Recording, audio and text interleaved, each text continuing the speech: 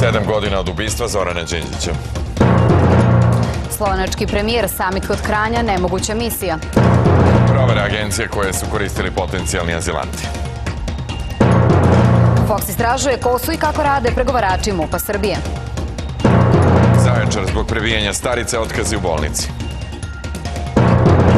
Za vikend bez snega, temperatura do 8 stepeni.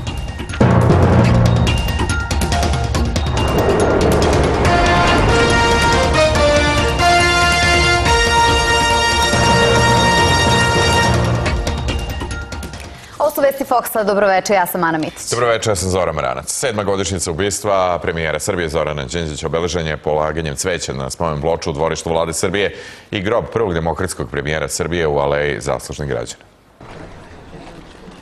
Osim članova porodice, supruge Ružice, sina Luke i majke Mile, cveće na grob Zorana Đinđića položili su članovi Demokratske stranke, predvođeni predsjednikom Srbije Borisom Tadićem, kao i predstavnici drugih političkih partija i brojni građani.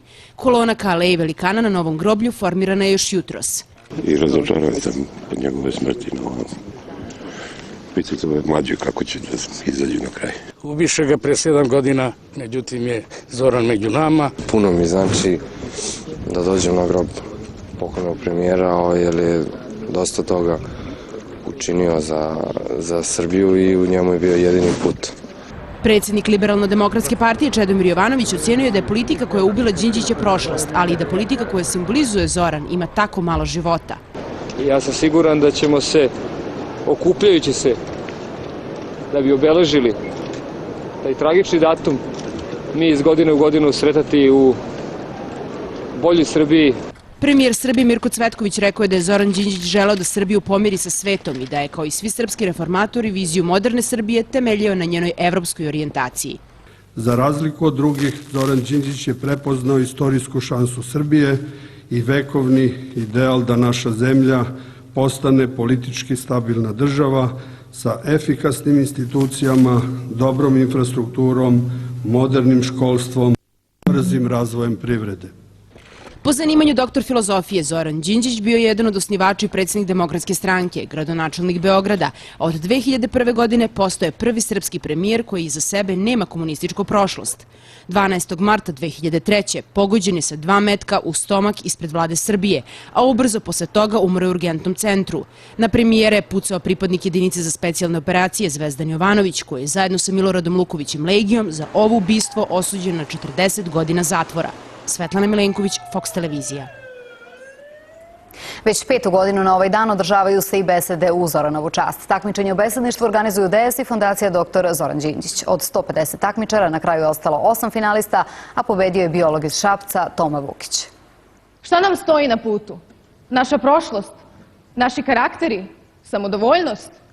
Mogu ponosno da kažem da sam jedan od članova astronomskog društva iz Pančeva koji se trudi da animira građane o zanimljivim temama iz oblasti astronomije. Da li mogu da budem bolji? Naravno da mogu. Evo, uskoro ću da kupim kuću na Senjaku. Kada se tu uselim i okružim poslugom, imaću više vremena da se posvetim rodbini i prijateljima, pa i životnoj sredini. A prvo mesto osvojio je Toma Vukić. Upravo je ovo troje mladih besednika dokazalo da niko nije tako dobar kako bi mogao da bude ako se još potrudi i zauzelo prva 3 mesta u takmičenju u besedništvu na upravo tu temu. Izuzetan je osjećaj naći se kao pobednik ovogodišnjeg takmičenja. Ja još uvek nisam potpuno svestan cele te dešavanja, ali jako mi je drago što sam uspeo da skrenem pažnju na jednu jako važnu temu kao što je životna sredina.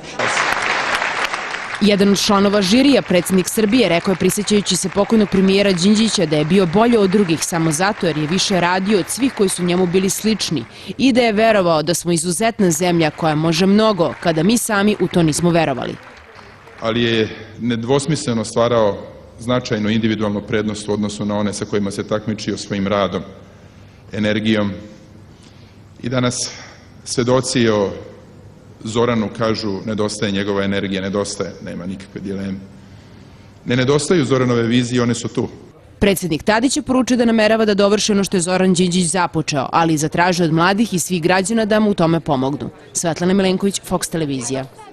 Nepoznate osobe prelepile su u toku noći ulične table sa adresama u bulevaru Zorana Đinđića i na njima stavile natpis Bulevar Ratka Mladića. Ispod natpisa stoji e-mail adresa Narodnog pokreta 1389. Članovi te organizacije lepili su identične napise Bulevaru Zorana Đinđića i 21. maja 2007. godine kada su uhapšene dve osobe. Gledate vesti Foxa. U nastavku ćete vidjeti. Ko su i kako rade srpski pregovarači? Zašto veterani najavljuju proteste? Učešće lidera Srbije i Kosova na samitu Evropska unija Balkan 20. marta na Brdu kod Kranja u Sloveniji izgleda kao nemoguća misija, kaže slovenački premijer Borut Pahor. Cilj samita je ubrzanje integracije balkanskih zemalja u Evropsku uniju. Zamišljen je kao prvi susret svih lidera u regionu u poslednjih 20 godina. Premijeri Slovenije i Hrvatske nadaju se da će uspeti da delegaciju Srbije ubede da učestvuje na skupu zajedno sa predstavnicima Kosova, čiju jednostrano proglašenu nezavisnost ne priznaje. U Srbiji i Makedoniji proveravaju se agencije preko kojih su potencijalni azilanti putovali ka Belgiji i Švedskoj. Ministri policije Srbije i Makedonije Ivica Dačić i Gordana Jankulovska zalažu se za koordiniranu akciju sprečavanja pokušaja zloupotrebe vizne liberalizacije. Važno je da se Evropa ne uplaši Zapadnog Balkana kao što je to bilo ranije, rekao je Dačić. Ministarstva unutrašnjih poslova Hrvatske i Srbije uskoro će formirati zajednički centar za borbu protiv organizovanog kriminala sa zajedničkom bazom podataka o organizovanom kriminalu u regionu, kaže hrvatski ministar policije Tomislav Karamarko. Ako centrala bude u Beogradu, vodit će je neko iz Zagreba i obrnuto, objasnio je Karamarko. Pregovarački tim Ministarstva unutrašnjih poslova Srbije i jučerašnje akcije na Ceraku pokazuje da su ponekad razgovori bolji od same akcije. Ali ko su pregovarači koji bez oružja i u civilu ubeđuju samoubice ili napadače da odustanu od svojih namera? Samoubice, kidnaperi, teroristi i uvek su u pitanju ljudski životi. Ponekad su sekunde dovoljne da akcija krene u pogrešnom pravcu. Jedino što je potrebno pregovaraču je prava odluka u pravom trenutku. 2004. godine MUP Srbije je osnovao tim pregovarača. Više desetina zaposlenih u MUP-u prošlo je rigorozne obuke. Jedna od njih je i Gorica Đokić. Najbitnije je uspostaviti komunikaciju sa vinovnikom krizne situacije i to u stvari jeste i najteži trenutak da li on hoće da komunicira sa vama ili ne. Od te 2004. godine tim je učestvovao u 66 akcija. Svaka je bila teška na svoj način jer nema jedinstvenog rešenja koji se može primeniti u narednoj akciji. Pregovarač ne odustaje, znači intencija pregovarača jeste da reši kriznu situaciju na miran način. Tako dokle god postoji i ona posljednja trunčica, znači nade da se to reši mirnim putem, mi iscrpimo sve mogućnosti. U poslednjih godinu dana pregovarački tim MUP-a Srbije imao je 25 akcija. Najkraći pregovori trajali su 10 minuta, najduži 75 sati. Uspeh se meri brojem spasenih ljudi. Život kao na filmu, samo što film nije. Dejan Vučenović, Fox televizija. Živna Srbija! Ukoliko vlada hitno ne počne da rešava probleme vojnih veterana i ratnih vojnih invalida, predstavnici 20 veteranskih udruženja najavljuju proteste 14. marta širom Srbije. Vojni veterani u Srbiji nemaju zakon, ne postoje ni u jednom sistemu, zabranjena su im okupljanja i sindikalna organizovanja, nemaju zdravstveno osiguranje, pravo na putovanje u inostranstvo i većina nije nikada primila ratnu odštetu. Nijednom vojnom invalidu u prošloj godini nije obezbeđena ni jedna proteza, što je vlada, kažu, pravdala štednjom. Ovako složni su veterani, više ne ide. Ja sam to rekao u gradskoj skupštini. Ova država i političari moraju da budu svesni da su borci mnogo bolesni i da ulicama Srbije šetaju nuklearne i atomske bombe. Primer posttraumatskog depresivnog sindroma, kažu veterani, videli smo i juče na slučaju vojnog penzionera na Ceraku. Takve će biti sve više ukoliko ih država ostavi na marginama, a posljedice će biti katastrofalne. Kriza, beznađe u kojoj se nalazimo, problemi u porodici, besparica, nezaposlenost, sve su to problemi koji još više dovode do eskalacije. Njihovo učešće u ratovima od 90. godine tretira se različito i njihov položaj i ugled variraju. Zato traže da se kao u svakoj drugoj zemlji hitno donesu zakoni koji bi tretirali i rešili probleme svih veterana, njihovih porodica, vojnih beskućnika. Dok se to ne desi, najavljuju duge štrajkove za koje će ovoga puta imati mnogo veću podršku. Ksenija Kecojević, Fox televizija. Spremačica MS, koja se sumnjači da je u noći između 2. i 3. marta pretukla pacijentkinju Radmilu Petrović, staro 83 godine, na odeljenju neurologije Zaječarskog zdravstvenog centra, dobit će otkaz. Otkaz čekaju medicinske sestre koje su tada bile na smeni jer su prema saopštenju zdravstvenog centra u Zaječaru napravile ozbiljne propuste u radu, što je utvrdila vanredna komisija. Porodica Radmile Petrović tvrdi da je ona umrla nakon što je pretukla spremačica, a predmet dostavljen Višem tužilaštvu u Zaječaru. Kako nezvanično saznajemo, u tužilaštvu čekaju rezultate obdukcije, nakon čega će se znati da li će MS krivično odgovarati. Ekološka taksa je, kao što je najavljivano, trošak koji je neminovno doveo do povećanja cene bele tehnike i električnih aparata. Ova roba je u većini trgovina već poskupila od 500 do 2500 dinara, zavisno od vrste i težine uređaja. Ukoliko ste planirali da kupite kućni aparat, morate da požurite, ali i da birate lakše artikle. Naime, vladinom uredbom koja predviđa ekološku taksu po kilogramu, veliki broj uređaja poskupeće više od 10%. Plus toga sad ako uzmemo carinsku ovu ekološku taksu koju iznosi od 10 do 15%, znači dođete do neki već 30% i ako još na to dodate i PDV, znači vidite maltene da je maltene 50% od cene uređaja bez ikakve zarade prodavca, znači dođemo da je učestvuje država sa 50% cene. Najviše su na udaru najjeftiniji proizvodi. Frižider koji je do sada mogao da se kupi po ceni od 19.990 dinara uz novi namet poskupeće za 2.000 dinara. Cene koje su određene pomenutom uredbom su na nivou cena koliko bi trebali da plaćaju za slične stvari i privrednici u zapadnoj Evropi. Međutim, oni na to nemaju carinu. Iz Ministarstva životne sredine pravdaju ovakav potez formiranjem nove reciklažne grane industrije i otvaranjem najmanje 1000 novih radnih mesta. Novac koji na ovaj način bude ulazio u Fond za zaštitu životne sredine spada u takozvani obojen novac, dakle on će u 95% iznosu da bude prenet na reciklažnu industriju. Država novom taksom usklađuje standarde koji u Belgiji važe već 15 godina, a u susednoj Hrvatskoj poslednjih 5. Međutim, mnoga srpska domaćinstva i dalje hranu spremaju na Smederevcu i on je sada poskupeo. Nemanja Stanković, Fox televizija. Povodom agencijske vesti o navodnim planovima, Hypo Alpe Adria Bank International da se povuče sa tržišta Mađarske, Bugarske, Crne Gore, Makedonije i Ukrajine, Hypo Alpe Adria Bank Beograd je saopštila da ovo nije prvi put da se suočava sa spekulacijama i navodima prenetim iz austrijske štampe, koje ne želi da komentariše. Internet portal Bloomberg, prenoseći pisanje bečkog dnevnika Wirtschaftsblatt, objavio je da austrijska Hypo Alpe Adria banka planira da se povuče iz Crne Gore, Makedonije, Mađarske, Bugarske i Ukrajine. Hypo banka u Srbiji je uspešna i stabilna institucija koja već dugi niz godina posluje na srpskom tržištu, uprkos nagađanjima o njenom navodnom bankrotstvu ili prodaji, saopštila je ta banka. Srpski Davos doneo je različite ideje kako lečiti bolesnu srpsku ekonomiju. Jedan kompjuteraš pokušao je svoje probleme da reši nameštajući SMS licitacije, a posle 16 godina došlo je do smene na mestu najbogatijeg na svetu. Foxova analiza nedelje. Konzilijum se okupio ove nedelje na Kopaoniku, ne bi li osmislio kako će da leči veoma bolesnog pacijenta. Pacijentove sve vitalne funkcije su u opadanju, puls tražnja jedva da se čuje i doktor Dinkić bi prepisao elektrošokove u vidu jeftinih kredita da taj puls oživi. Doktorka Dragutinovićka bi pak da poveća unos hrane u stomak za koji je ona zadužena, iako bi to dodatno zakrčilo krvne sudove. Treći doktor Jelašić smatra da i jedna i druga metoda mogu da ubiju pacijenta. Dobrodošli u Foxovu analizu nedelje, ja sam Petar Gajić. Na srpskom Davosu u pauzi između skijanja premijer, ministri, ekonomisti i tajkuni većali su šta da rade. Nisu našli nikakvo rešenje, naprotiv, oni imaju potpuno različite ciljeve. Ministar ekonomije bi da odmrzne plate službenicima i penzije i tako stimuliše građane da što više troše. Ministarka financija bi da poveća PDV, što su dve potpuno suprotstavljene mere koje jedna sa drugom nikako ne idu zajedno. Mislim da su primjeri poput Fijata pravi model kojem trebamo ići dalje. Međutim, potrebno nam je 10-ak takvih Fijata u narednom periodu. 10 Fijata i što manje jatova, jer najbolesniji deo srpske ekonomije u ovom trenutku zove se Jat Airways. Dugovi su veći od 30 miliona evra, flota je sve manja, avioni sve prazniji.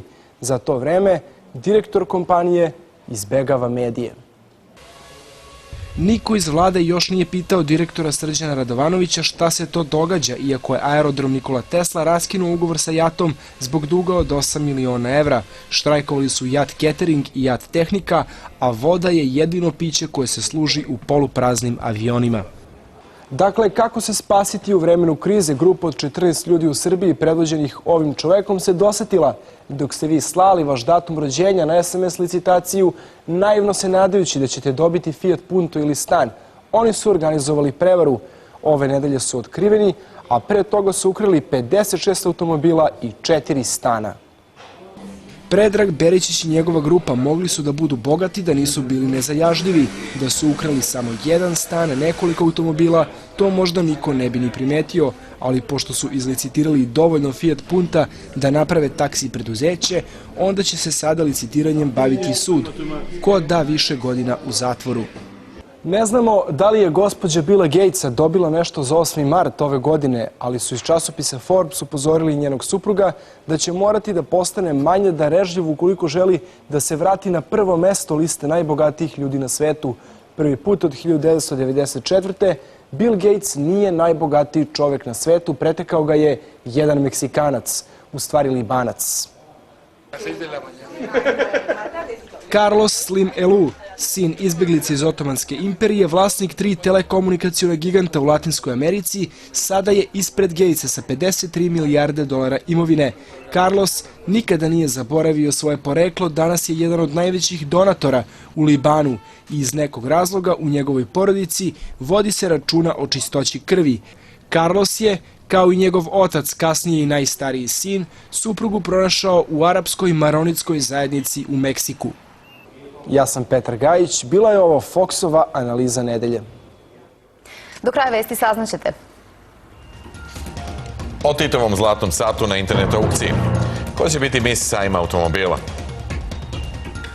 Sat koji je nekada jednom od svojih najbližih saradnika poklonio Josip Broz Tito našao se na aukciji po početnoj ceni od 680.000 dinara. Marka Filip Patek pripada grupi ručno rađenih skupocenih švajcarskih satova.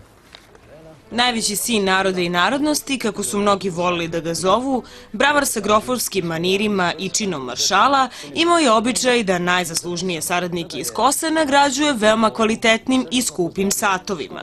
Tito je najčešće poklanjao čelične i zlatne satove marke Schaffhausen, a samo je mali broj privilegovanih od njega dobijao Patek. Sat na našim aukcijama je počeo sa 6.800 eura, danas je podignuta cena na 6.900 eura, a trenutno isti model, ali naravno bez Titove predistorije, je 15.000 eura na japanskim nekim sajtovima. Patek Filip ima takozvani ženevski žig, tačnije dokaz da je konstruisan u Ženevi kolevci švajcarskih satova, a ovaj koji je pripadao Titu izrađen je 1950. godine, i to od 18-karatnog roze zlata. Zaposleni u e-dućanu očekuju da najveća ponuđena cena na aukciji premaši trenutnu vrednost na tržištu s obzirom na poreklo ovog sata. Francuski predsjednik Nikola Sarkozy rado pokazuje ovaj sat izrađen u belom zlatu kakav na ruci nosi i Vladimir Putin, a nekada su ovu dragocenu marku sata nosili Dostojevski i Milan Obrenović. Aleksandra Simić, Fox televizija. Sajam automobila uvek prati i revija lepotica koje reklamiraju vozila i privlače posetioce. Upravo od njih, kažu upućeni, zavisi i broj posetilaca na štandu. Zbog toga Beogradski sajam večeras među hostesama bira mis. Kupovina, šetnja, razgledanja automobila ili devojaka čije je radno mesto pored automobila. Već 14 godina Beogradski sajam bira najlepšu među njima. Ne zna se da li je veće interesovanje za četvorotočkaše ili hostese koje se nalaze pored njih. Ja verujem da su naši izlagači uvidjeli da pored dobrih automobila svakako i znači da stave lepu i atraktivnu devojku pored automobila. Za izbor za mis sajma prijavilo se više od 40 devojaka. Svako od njih verovatno želi da ponese lentu. Petočlani žiri izabraće mis i 2 pratilje. Pobednice dobijaju nagradno putovanje. Pa eto izazov. Videla sam da je koleginica moja prošle godine učestvovala, pa ajde što da ne, da se zabavim. Očekujemo da dobro predstavimo naš brend i očekujemo da pobedimo jer samim tim mi predstavljamo i naš brend, a i mi osvojimo neke dobre nagrade. Stvarno, prijavio nas i menadžer, tako da verovatno on smatra da bi su mogli da bude najlepša. Jedino pitanje koje ostaje otvoreno je zbog čega su i ovog puta zapostavljene dame koje gledaju ili kupuju automobile. Dejan Vučenović, Fox televizija. Do sada su poznati izvođači 17 zemalja koji će nastupati na ovogodišnjim pesmi Eurovizije. Ko će predstavljati Srbiju biće poznato sutra. Prvi put o tome odlučuju samo gledaoci. Finalisti su Emina Jahović, Oliver Katić i Milan Stanković. Emina Jahović kaže da je pomalo istrepela od saradnje sa Bregovićem imajući u vidu prethodne iskustva sa proslavljenim producentima i poznavajući njihove manire. Očekivala sam neko ko će da kaže, sad molim te ovako, međutim on je rekao onako kako ti hoćeš. Onda sam razumela da je dobar producent i da zna da čovjek može najbolje ono što sam najbolje zna. Zajednički činilac sve 3 pesme koje će se takmičiti za odlazak u Oslo je već dobro prepoznatljiv žanr. To može da se nazove žanrom Gorana Bregovića. On je poznat po tim etno motivima i trubama, tako da moja pesma je vesela, na najlepši način oslikava naš kraj i ljubavna je, naravno, govori o Poljevcu. Mnogi muzičari smatraju da je Evrovizija pre svega festival mladih izvođača, a ovi mladi pevači pamte da su kao deca maštali da nastupaju upravo na toj istoj Evroviziji. Ja jesam planirao da predstavljam Srbiju na Eurosongu, ali posljednji put sam to planirao 86. 7. godine, kad nisam znao ni da li je to moguće ili nije moguće. Ostaje samo da navijamo za svog favorita nakon što čujemo pesme i da se potajno nadamo uspehu kojim je pre 3 godine Marija Šrifović dovela Evroviziju u Beograd. Aleksandra Simić, Fox televizija. Policija je koristila vodene topove i suzavac da bi rasterala fanove Metalike u Bogoti koji su bez karte želeli da uđu na koncert. Za koncert je prodato 30.000 ulaznica, a u policiji kažu da je više od 600 obožavalaca pokušalo da provali u halu sa više strana. 100 ljudi zadržano je u pritvoru, a lakše je povređeno nekoliko policajaca. Desetinama godina simbol televizije. Spikerka i voditeljka televizije Beograd Dušanka Kalanj umrla je posle duge i teške bolesti. Dušanka Kalanj bila je prva žena koja je vodila Dnevnika u televiziji Beograd, radila od osnivanja televizije. Savršenom dikcijom i šarmom Dušanka Kalanj je godinama bila simbol dobrog govora i postavljala je standarde za televizijske voditelje.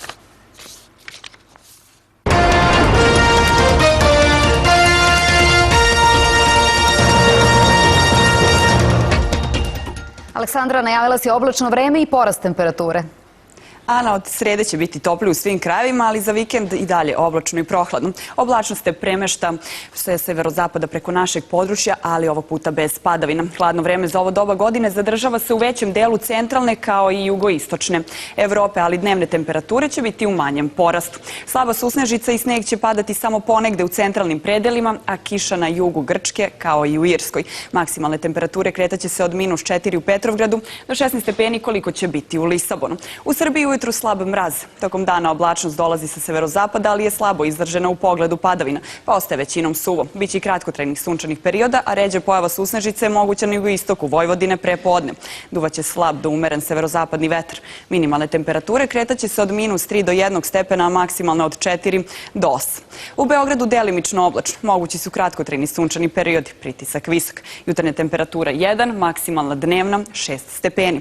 U nedelju i početkom naredne sedmice oblačno sa ređom pojavom kratkotrajne kiše ili susnežice. U utorak ujutru je moguća susnežica ili slab sneg, a od srede će biti toplije u svim krajevima.